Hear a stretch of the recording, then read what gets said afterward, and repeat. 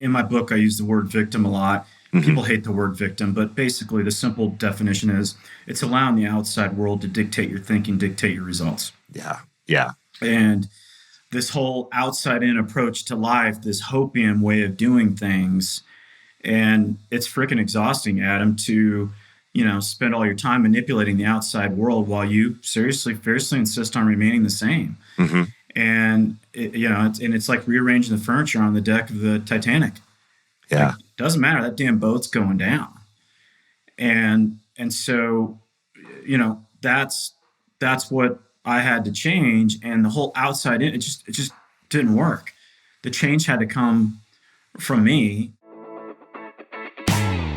Hello, everyone, and welcome to the Flow Over Fear podcast, where it is our mission to help you to rise above fear and realize your ultimate potential in leadership and life. I'm your host, Adam Hill, and it is my goal to share with you the human side of high performance. My guests share their experience with fear, anxiety, struggle, challenge, and most importantly, despite all of it, how they rose above it to achieve incredible results. So, if you're ready to rise up, let's get started. Hey everyone, welcome to Flow Over Fear. Thanks for being here.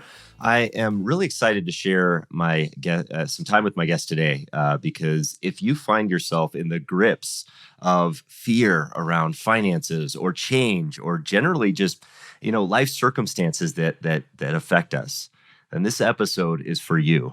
Because my guest today, Chris Felton, has not only been in the financial service industry for decades, he's also lived those challenges. And we're going to dig into some of those today.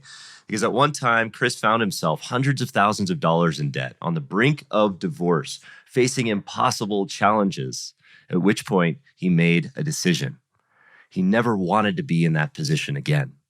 And fast forward to today, Chris is a best-selling author and a seven-figure entrepreneur who founded his firm in 1999, a financial services firm, which helps tens of thousands of people internationally to overcome their resistance to change and create more success, peace, and impact in their lives.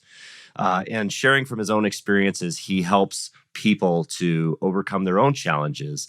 And he's going to share some time with us today. His latest book and speaking series, Think and Grow You, is focused on helping driven entrepreneurs break through plateaus in their growth by learning how to get out of their own way and take their success, peace, and impact to the next level. Thanks for joining me, Chris. I'm glad you're here, man. Adam, awesome to be here, man. Thanks for having me. Yeah, so I think that big, that big shudder that we all feel when we hear about finance or money or things like that, I know that could cause a ripple effect with fear. Why do we have so much fear around money and finance in our lives? It comes back to, we get programmed when we're little kids, right? And from 0 to 4, we're basically defenseless. Yeah. we have no capacity to accept or reject any ideas. And so, and this is a quote from, I don't know if you've ever heard of Margaret Lynch. She wrote a book called Tapping into Wealth. Unbelievable. And she said, the biggest determining factor of your financial success is the vows that you made to gain acceptance into your family at a very young age. Powerful. Yeah. So I bought my parents BS around money, which was rich people are bad. They're crooks. They make money on the backs of poor people. My mom believed you either had money or you didn't, like you didn't have a choice. And so by the time we're 4, Adam, we're 50% programmed on everything. But we're just talking about money right now. By the time we're 10, we're about 75% programmed. By the time we're 18, we are 95% hardwired programmed. Wow. And so programming means we don't even think about it. So, but, studies of wealthy people show that that's the way it was for probably the majority of people. Plus, as we're growing up, we get programmed by society that wealth is bad. So I'm dating myself a little bit, but Gilligan's Island. Oh, yeah. I remember that. Right?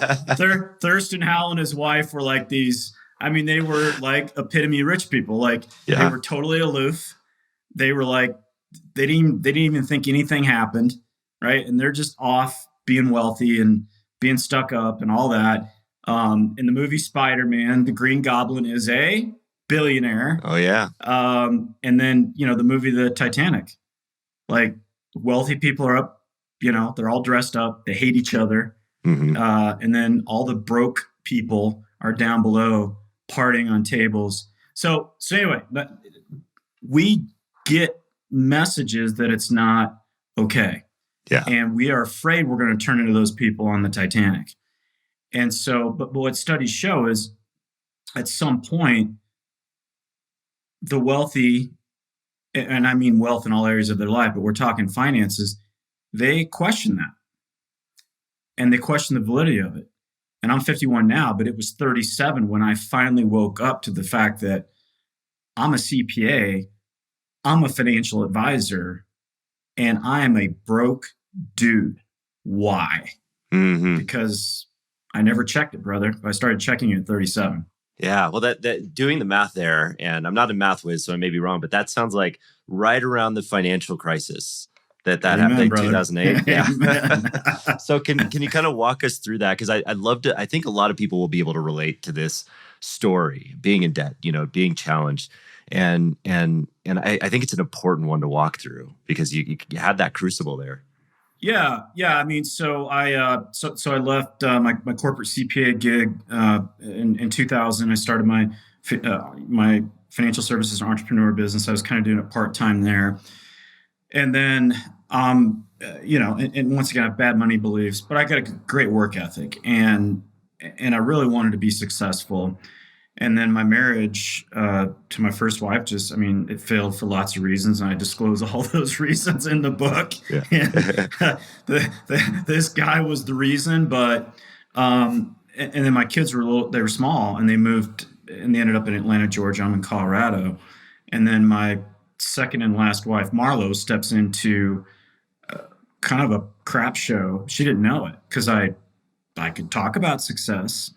I talked a big game. I had like trophies, Hmm. but she didn't know that I financed my divorce. I laid down in my divorce because I felt so guilty. And I signed a stupid office lease, 6,000 square feet. No idea how I pulled that off. And then I'm paying my ex-wife $5,200 a month in alimony and child support. And I'm a financial services entrepreneur entering the Great Recession. And thank God I paid attention to some of my intuition and I gave the reins of our financial house over to my wife, single best financial decision I ever made. Mm. And she's trying to she's like, it's just not adding up. Like, how can you be such a dumbass and be so smart? Right? Like she's going through it. And then it hit the fan. We call it the purse throwing incident. And I had to pay my ex-wife $5,200 the next day on the 1st. I'm an entrepreneur. I don't have any money. And I don't know how I'm going to do it. So I'm out of options, Adam. Hmm. So I come home. We're now in a rented house because we couldn't afford the other one. And there's my wife in the kitchen. And I'm like, the only way I can pay my ex-wife is I know Marlo's got a stash of cash. Hmm. Because she's smart enough to not commingle some money with a broke guy. Right? Right. And I'm like, and she had that money allocated for a suit, a brand new suit. It's her money. She's got great money beliefs. She's all dialed in. And I'm like, I got to get that money because I got to pay my ex-wife. And so I came home and that was the sales job, Adam, I needed to complete. So you had to convince your new wife that you had to take her money to pay your old wife alimony. Yeah. $5,200. That's a big sale. Yeah. It's a big sale. And I'm like, well, she told me she loved me. And come on, honey, we're a team. And you've told me I'm your soulmate and you do anything for me. And I turned my head for a second, dude, and her purse goes flying over my head. Oh, wow. And there's like 20 pounds of stuff. And it like hits the ground. Stuff goes over everywhere. there was some stuff from the 80s in there. I think I saw a Madonna CD fly out of her purse. And, she's 5'1", dude. And she is volcanic. Marlo is, everyone in my office is scared of her. Yeah. And dude, she just unloads. And then I'm like, well, if it's so bad, why are you still here? Mm-hmm. Like, why are we even married? And total silence. And she goes upstairs and there I am. And I'm just sitting there going, oh my God, man. And all I could see, Adam, was just dominoes. I'm like, oh my God. And it was a turning point in my life, because I was like, my ex-wife never had a chance. The king of self-sabotage here was going to blow that up. Mm-hmm. My kids are small. They're on the other side of the country. And where's dad is beginning to turn into who's dad. Mm-hmm. I'm drinking too much. The financial pressure is like literally causing my wife physical pain. And then I just realized, I'm like, dude, what's the common theme here? Me. Mm-hmm. And I just said, I got to freaking change. I got to quit living in hopium. Right. Yeah. Hoping that everything's going to change on the outside while I fiercely insist on remaining the same. And I'm like, I got to freaking change. Mm-hmm. And I took 100% responsibility. And then the next day we came together and this is part of my keynote. I try not to lose it every time, but like, dude, in my wife's moment of intense pain, she focused on my good qualities. Wow. And she, it would have been so easy for her to focus on the bad stuff and leaving. And my pattern of relationships was, okay, there's all those faults. Let me pick up and move. All right. Cause there's some unicorn relationship out there that I don't have to work at. Mm-hmm. And she focused on the good things.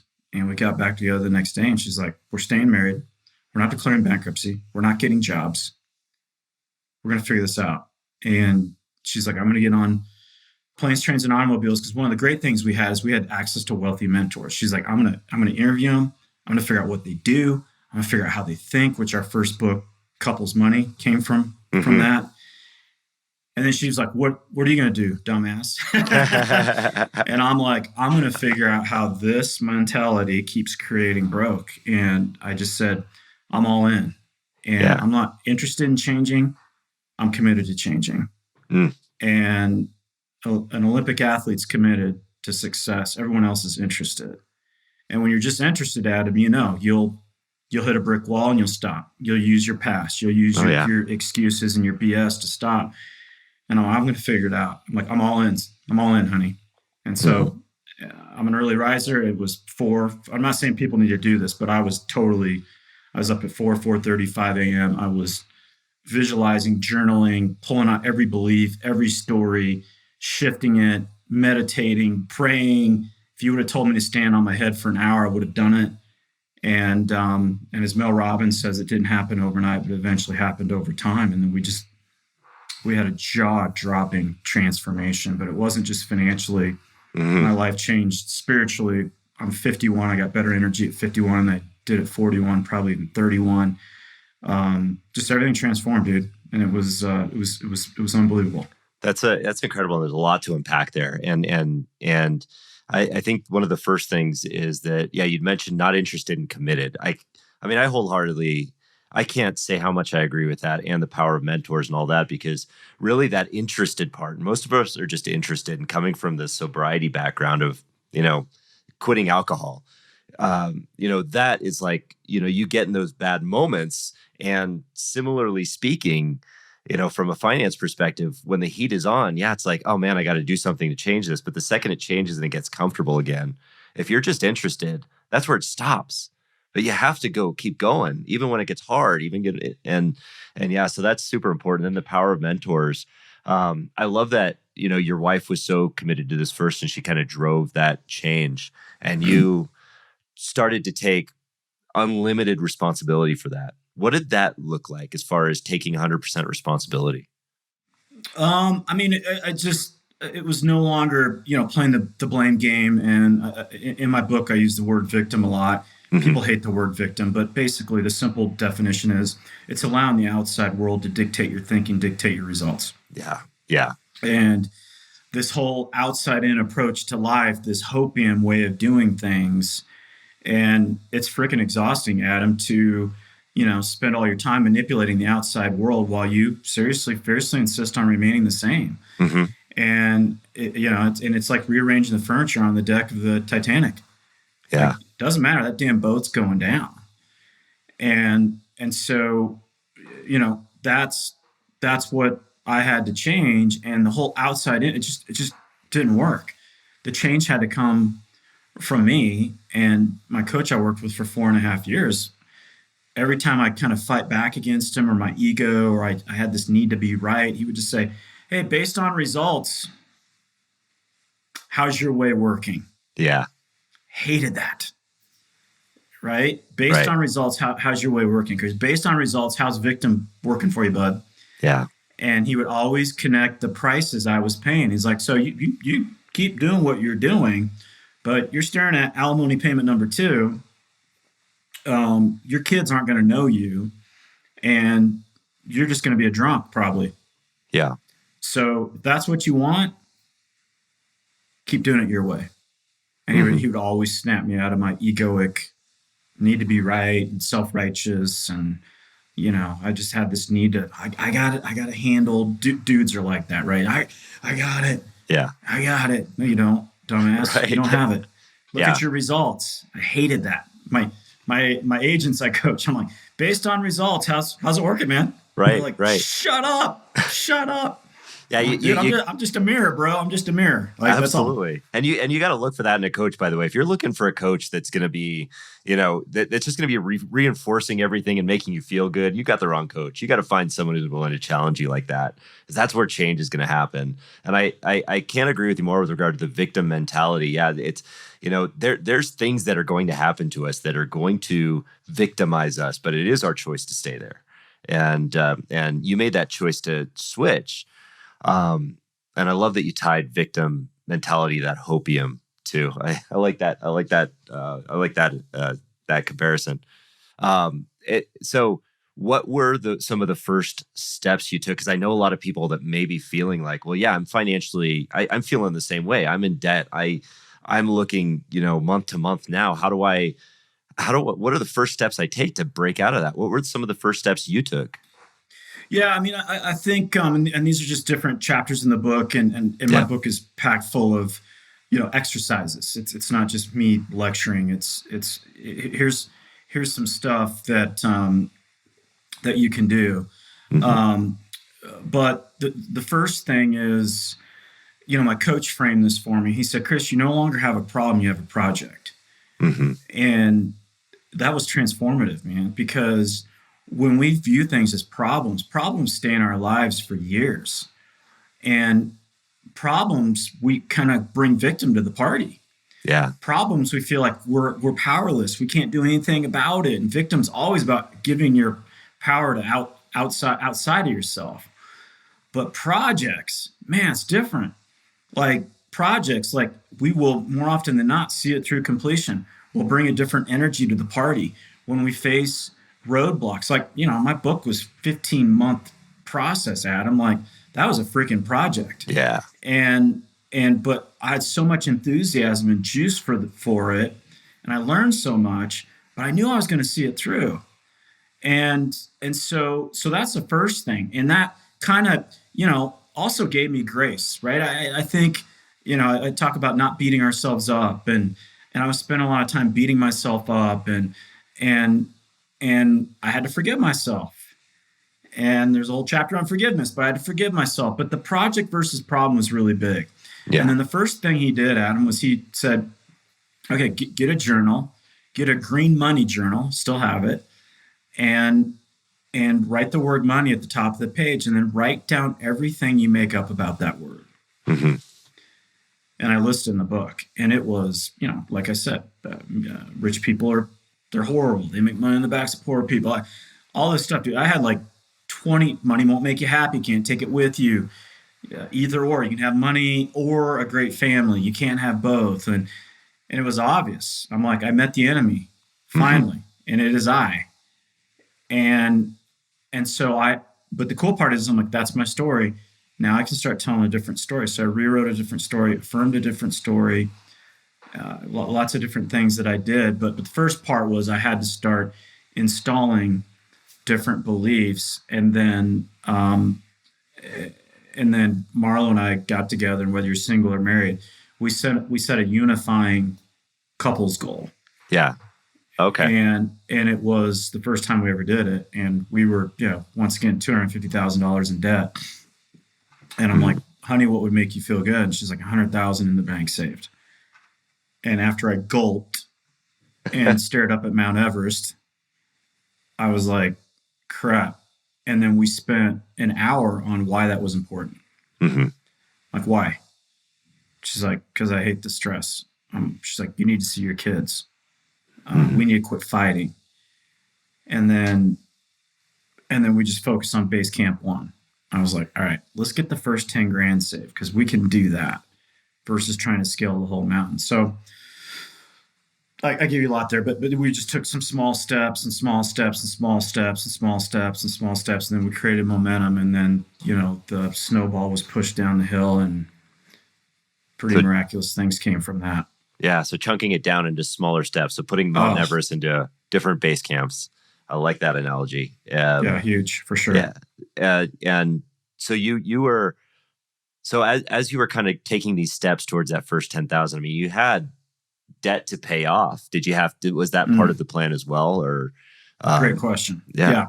Yeah. So part of our process of interviewing our wealthy mentors for our book, one of our favorite couples, they're like, you need to quit fixing your debt. You need to create wealth. That changed my life. And there's probably 99% of financial advisors listen to what I'm saying. They're going to say, don't do it, Chris is telling you to do. But I watched my mom do it her whole life, dude. She was like, once I pay off my debt, then I'll save. Once I get this handled, then. And she passed away at 64, worked her whole life and saved a grand total of 10 grand. And the most preeminent law in personal development is the law of growth. And what we focus on expands. So for me, focusing on my debt created more debt. And the feeling, and Joe Dispenza calls it a negative feedback loop, right? You're looking at your stuff. It makes you feel horrible. You're giving more attention to your stuff. It just keeps growing. And for whatever reason, those mentors are like, okay, your debt's there. Get it handled. Don't be an ostrich to it. But if you guys can't save money, the seeds of greatness aren't in you. If you can't save money, you'll never be debt free. Mm-hmm. And so, dude, that whole shift in my energy of focused on creating wealth. So we got focused on the first 10 grand, obviously maintaining our debt. Yeah. But we wanted to save enough money so that we would never have to grab debt again. Mm-hmm. And then once we got to about 50,000, then we had the savings habit going. And then we were like, okay, we could save, 25, 30% of our income, because my job was to raise our income up. And then once we got there, then we started hammering on the debt. And anyway, my wife was masterful on that. And I don't know if that made sense or not. So it was kind of maintaining the debt, but we had to get the savings in place. And for me, focusing on creating wealth was a total game changer for me. That's a huge revelation there, and a big shift from everything that I've heard kind of growing up too. You talk about those financial paradigms that we have. I'd always heard that get rid of debt, take care of that first. But that makes so much sense.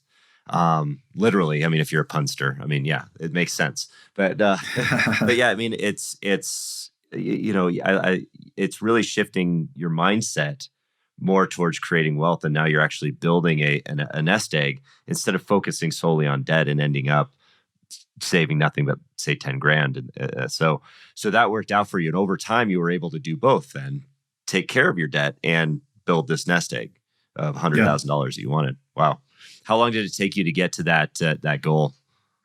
I think that's a good question. I'd have to remember. I mean, we got really focused like mid 2008. That's when I hired my coach. Mm-hmm. And we bought, um, yeah, we did because we bought our home, best home we've ever had.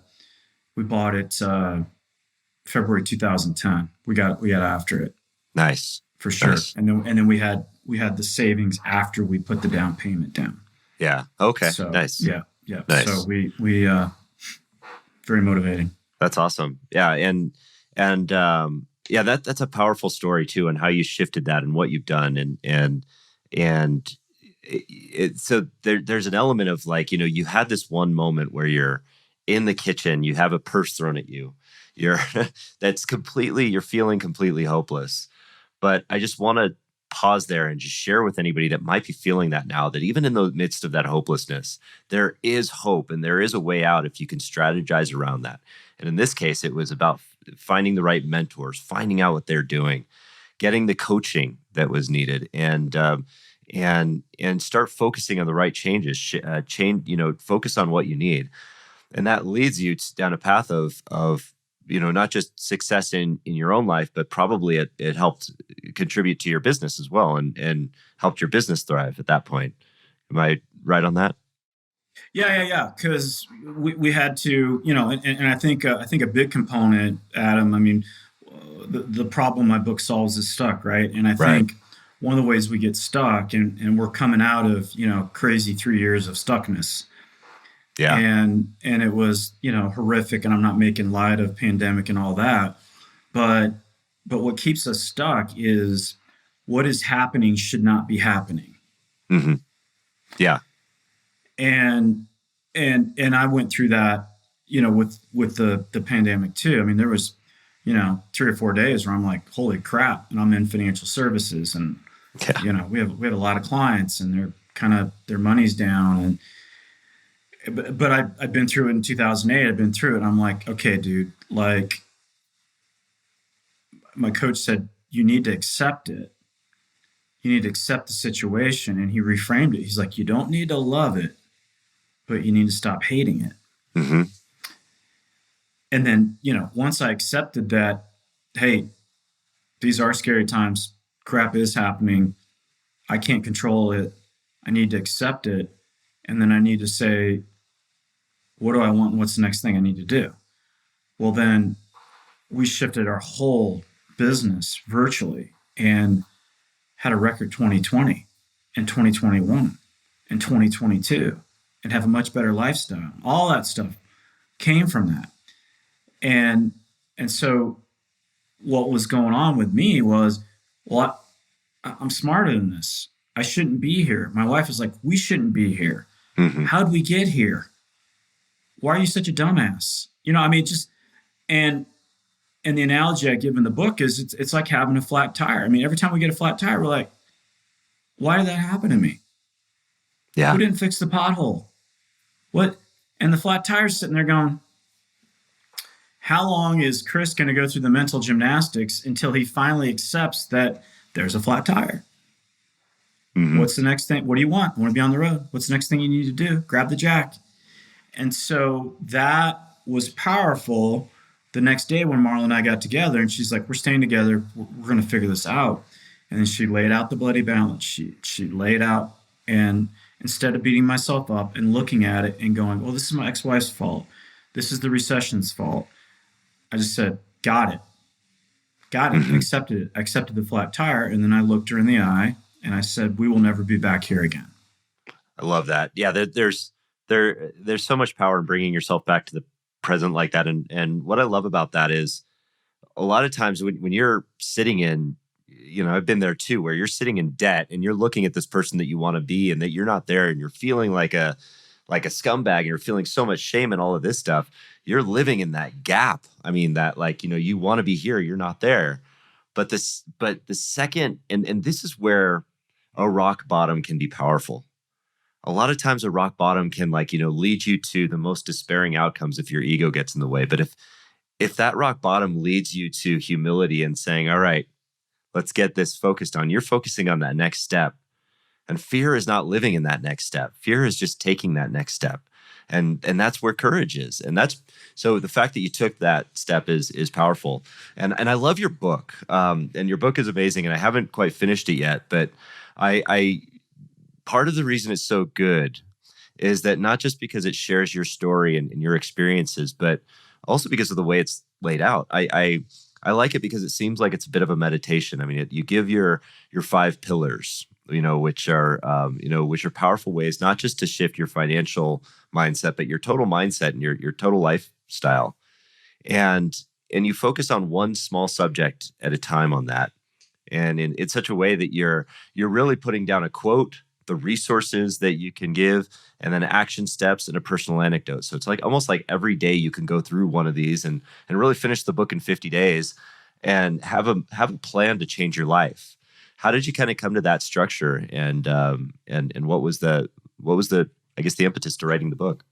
Yeah, I mean, I turned 50 in August of 2021, and Adam, I realized at that point for the first time in my life, I'm not getting out of this thing alive. Yeah. Like, Right. seriously, it was like the first time where I was like, dude, Yeah. you're gonna die. Yeah. Yeah. And like, what do you want, man? And after, being depressed for a couple days on it, I just said, man, I want to make a big impact. I want to help tens of millions of people, and that's just where I am. That's I want to leave a big legacy and those things. And then I actually had a friend in my company, a counterpart, same age, and he went from healthy to having a stroke to dead in 7 days. Oh, wow. And it was like November that year, and Yeah. it threw me for a loop. Yeah. And it kind of woke me up. And then my mentor for the book, he wrote the foreword, Steve Siebold. I don't know if you know who Steve is, but Steve's a legend in the personal development space, and he's sold millions and millions of books, and he's made 50 million plus in speaking. And I mean, he's a legend, and he's a friend of mine. He called me in November, and he's like, dude, I've heard you speak for years. You need to write a book. Mm-hmm. And your content, my coaching, and here's how you're going to write the book if you want it to be impactful. Because that's kind of his format that he's written all his books. He's like, but what's going to be different, and I wish I would have done it, is you're going to write your personal stories behind it. So I started writing the personal stories, and Steve's like, dude, are you sure you want to share all this? Like, dude, like you keep throwing yourself under the bus. Like what? I'm like, I don't know any other way to teach, bro. Yeah. Than to tell people what a freaking mess I was, and then what I did to get unstuck. And so we spent 9 months writing the first draft. He spent 25 hours on the fourth draft, just making sure that there was no fluff, that it flowed, that there was no word out of place. And yeah, so I wrote the book, man, because people get stuck, and it's okay to get stuck, but it's not okay to stay there. And my prayer is that me investing tens of thousands of dollars in personal growth and development in thousands of hours, people can invest a micro fraction of the cost, hopefully spend less time, and get greater results than me and do in a shorter period of time. And hopefully it makes a big impact for people. Mm-hmm. Well, there's a ton of power in sharing your personal story and the really the ugliness of everything that happens, because that's really where the story is. That's where the lessons are. I mean, it's not, I mean, there's so many personal development books out there that says, oh yeah, you want to start a 9-figure business, do this, do that, do that. I think we all know the mechanics around that, but it's all of this other stuff that gets in the way, the challenges that hit us, the things that hit us from the outside. And that's a lot of what your book addresses, which I love, is the fact that, we're going to need to take care of this, this person here first, and how we show up. And so you do focus on getting us out of stuck. And a lot of times what keeps us stuck is, as you said at the beginning, that person that's right here between, and why do we stay there? Why do we choose to stay there? I think that that's a great question. Our ego's in control most of the time. Mm-hmm. If you're not doing the work, and you're not, my first pillar is, get out of your own way. And so we just have these unconscious patterns, and the ego's number one goal for us is to keep us right where we are. Yeah. Oh, wow. And to keep us stuck. And it's in the masses, Adam, have an addiction to comfort. And it just doesn't serve us well. And everybody knows about your ideal lives outside of your comfort zone and all that. And so we just stay stuck because we kind of have that moment of discomfort, and then we have a moment of decision. And the moment of decision is we're either going to be bold and do something different, or we're going to choose comfort. And we hesitate. And our days and our years and our weeks are just a big pile of hesitations. And our ego wants us to think that that little step is going to be really painful, but it's not. It's, once you get to that moment of discomfort, moment of decision, and you're like, okay, I'm going to be bold and I'm going to do the uncomfortable thing. And then a body in motion stays in motion, and you can create momentum. But people just stay stuck because victim is powerless. This shouldn't be happening. Sorry, it is. Accept it. They're not really clear, Adam, on what they want. That's a whole nother podcast you and I can do on the power of clarity. Yeah. And they get stuck in that next step, or they try to map it out. Or, I don't have my whole pillar on how to get out of your own way, like just the worry patterns and the judgment and just all these things that we have. It's what keeps us stuck. Yeah. And that I found that to be true too. I spent a lot of time stuck in my own life, and still do in many respects. That doesn't go away. There's areas we just we need to keep doing that. But I found that when you lean just a little bit into that discomfort, that's where living really begins. It doesn't require David Goggins-esque, levels of going out, That's funny. It's just 5%. Everything's hard. Stay hard. Right? Stay hard, man. It's going to be hard and you'll never be happy, and you just stay hard. Right. Anyway, that's my chapter in the book is work hard, but don't make hard work of it. Right. But anyway, there you go.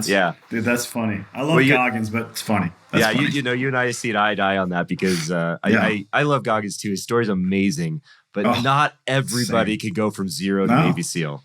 Some of us, if we want that stability, or but we can get there 5% at a time, just small steps at a time. It's so important if we have this fear or we have this discomfort with getting uncomfortable, that we just make it simple for ourselves to take the small step and be present on looking at what's that next step in front of us. So yeah, that's hugely powerful. And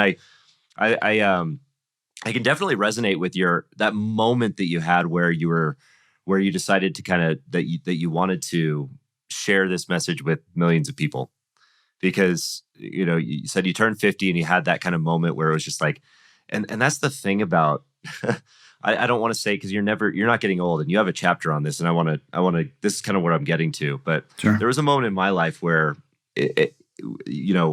where I was like wondering, well, what point in your life do you start to feel old? And what I realized, because I turned 43 last year, was when I was 42 and 364 days, I always felt like I was the youngest person in the room. When I turned 43, I immediately, it's like a switch flipped, and I felt like I was old, and it just happened. And it was like this shift. And I know I'm not old. I know that that's just a number, and I know that we can stay resilient, and that's what I'm trying to do. But it still didn't change that psychic shift that happened. So I wanted to touch on that because you have that. You had a chapter in there where you're talking about you're too young to be old. So what can you kind of expand on that a bit? Yeah, it was kind of that when I turned 50 in 2021, I was starting to buy into the society view of, you're over the hill, and once again, like I've done so much work on myself, and I like you said, I can get stuck as good as anybody. Yeah. But I recognize when I am. And so once again, I'm feeling bad about turning 50, and I'm allowing the outside world to dictate how I feel. So I was in the middle of writing this book almost, right? And I'm doing the victim thing. And then I caught it. And then I have this total angel in my business. She helped me get the book published and uploaded and all the garbage, that goes on with that.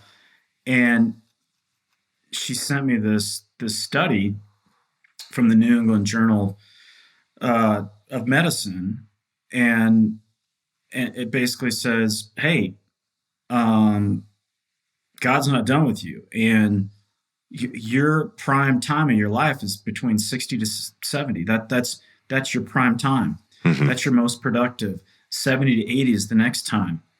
50 to 60 is the next time."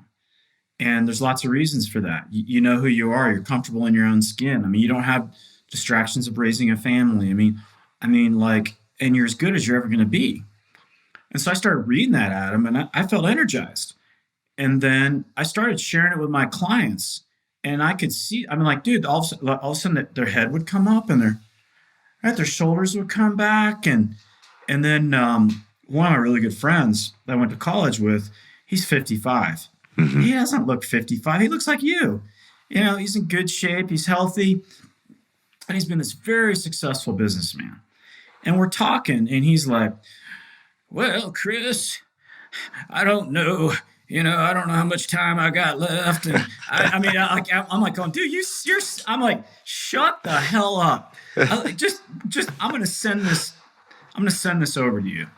And he read it. And then he was like, "Oh my God, man." I'm like, so I've never seen something shift people. And then the story in the book, I got to share the story. It's unbelievable. And so I'm the keynote closeout for about 1,000 financial advisors. We're in Dallas. It's 2021 or February 2022. And the night before, I came up on stage. I was on this panel, and they didn't give me anything to talk about. Mm-hmm. And so I'm sitting there, I'm like, "God, what do you want me to talk about? God, what do you want me to talk about? God, what do you want?" Like meditating on it.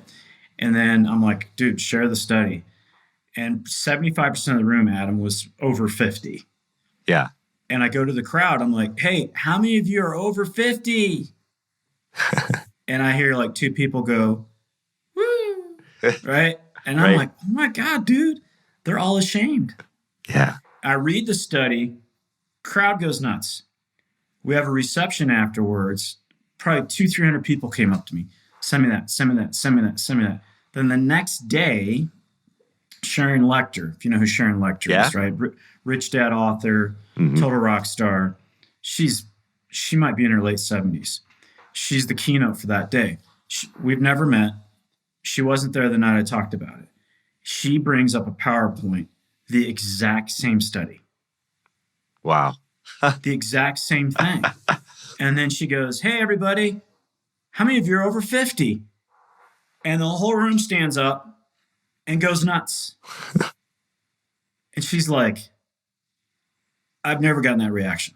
And I'm just sitting here. I mean, I was just blown away, dude. I was blown away. So you are too young to be old. Yeah, that's for sure. Don't buy into the crap. It's total garbage. And then if not, then follow Gary Player on Instagram. Gary Player. Okay. Gary Player's like 87, the golfer, dude. He plays golf every day, runs 5 miles a day. It's all mindset. Love 100% it. mental, as you know.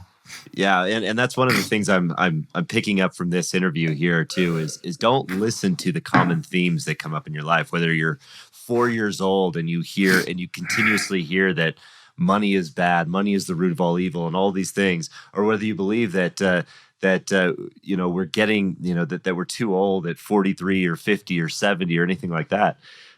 These are things we have to challenge, and when we challenge them, we push up against those same comfort zones. That's hugely powerful.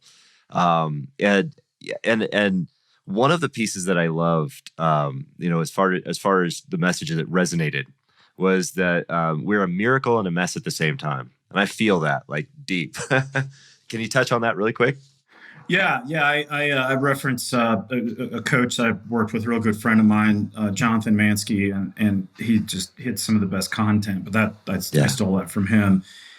And perfectionism is a form of self-sabotage, and we did not come here to get perfect. And when we're beating ourselves up over our imperfections or our mistakes or whatever, that's another way, Adam, that we just stay stuck.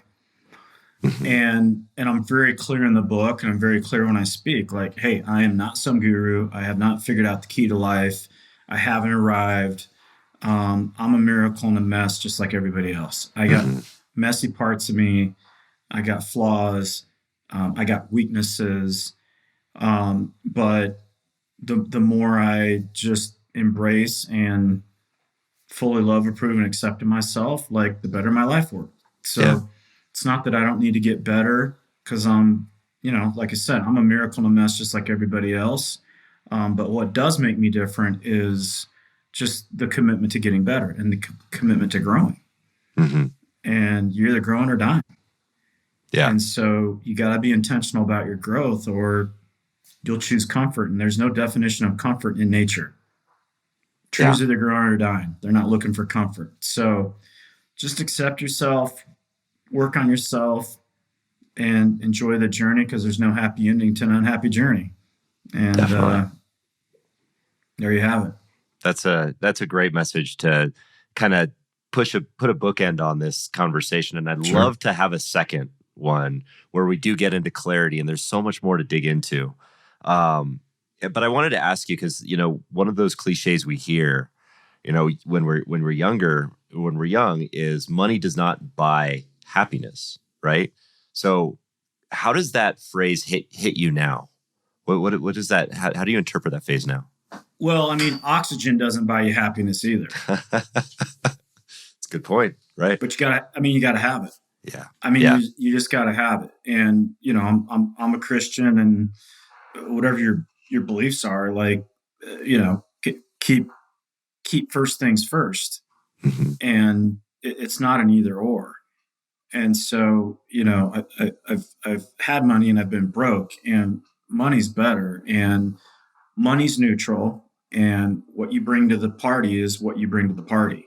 hmm, And so it will not buy you happiness, but oxygen won't buy you happiness, but it's necessary. yeah, And part of my, and like I said, I think people are afraid of becoming wealthy because they're afraid they're going to turn into somebody they don't want to be. hmm, And that's a total limiting belief and a lie. But money makes a good person better and a bad person worse. yeah, And as I've worked on myself and made myself better, it's made me better and it's blessed people. But I'm not attached to any of it hmm, because hmm, I know it won't make me happy, but it is a tool for me to advance my mission. yeah. And that's where I feel like you're walking the walk here, and why I love the book that you've written and that's out now, because it tells it from a perspective of, hey, it's not, hey, here's how you make a bunch of money. It's, hey, here's how you change your life and get perspective and gain fulfillment and shift things into the clarity on where you want to be. I love that because that's going to lead to more fulfillment, whether your number is $1 million, $10 million, or $100,000. And that's powerful. And I love that you've written this book, Think and Grow You. Where can people find that? Amazon? Or Yeah, yeah, Amazon, and then my website's chrisfelton.me, and the link will take them to Amazon, and they can get their order, and then come back to my site and get the bonuses. And there's some pretty cool bonuses in there. Great interview with Steve Holbrook, who's kind of a Canadian business legend that I handpicked to interview me and get his feedback on the book. But yeah, there's some cool stuff there. Yeah. awesome, excellent. So yeah, go to chrisfelton.me, me, to download that and to get to to order from Amazon and get those awesome bonuses. And is there an audiobook or anything coming out? Yeah. Audible is a May June Nice. project. So I got my launch is March 25th. So I'm focused 100% there. But after that, I got a workshop that I'm planning locally, and then I'm going to get Audible banged Excellent. out because a lot of people have been requesting it. So I'm going to get it done. That's great. Well, this should be airing sometime in late April or May. Sure. So that'll be right alongside when the book's already out. So buy it now, and when the audiobook comes out, get it then as well. And I don't know if you've read the audiobook yet, Chris, but I'll tell you, I read mine last year, and it's an incredible experience over the course of 2 years to read the work just like through, especially when you're telling some of your life story. It's a Yeah. powerful reflection. It's powerful. Yeah. So if you haven't already, I just prep you for that. It's pretty amazing. Yeah, I have not done that. So Yeah. I'm really looking forward to it. Excellent. Well, thank you so much for joining me. Where else can people find you? You got your website, chrisfelton.me. Anywhere else? Yeah, I mean, I'm on Instagram, CF_ETE, and then I'm on LinkedIn, Facebook, and pretty active on social media. But yeah, my website, they can contact me directly. So excellent. Well, thank you so much. And please, if you're out there, pick up Chris's book, Think and Grow You, and spend the next 50 days changing your life. And Chris, this was an amazing conversation, and congratulations on all your success and the amazing transformation. And I look forward to chatting with you soon. Yeah, Adam, you're a world-class guy and host, and I really appreciate you stepping up and having me on your show. So thanks so much. It's my honor. And to everyone else out there, thank you so much for being here, and we'll catch you next time. Hey, everyone. Thanks for tuning in to the Flow Over Fear podcast. If you'd like to learn more about getting into flow and learn the foundations of flow, I have a free video series on my website at www.adamcliffordhill.com called The Foundations of Flow. Feel free to go there and download it and start your journey to rising above fear and achieving greater flow in your life. And if you like this episode, and I'm guessing you did if you stuck around for this long, then please do me a favor and hit the subscribe button, and you will receive notifications when I have new interviews, new recaps, and new trainings that pop up on YouTube. Thanks again for joining us.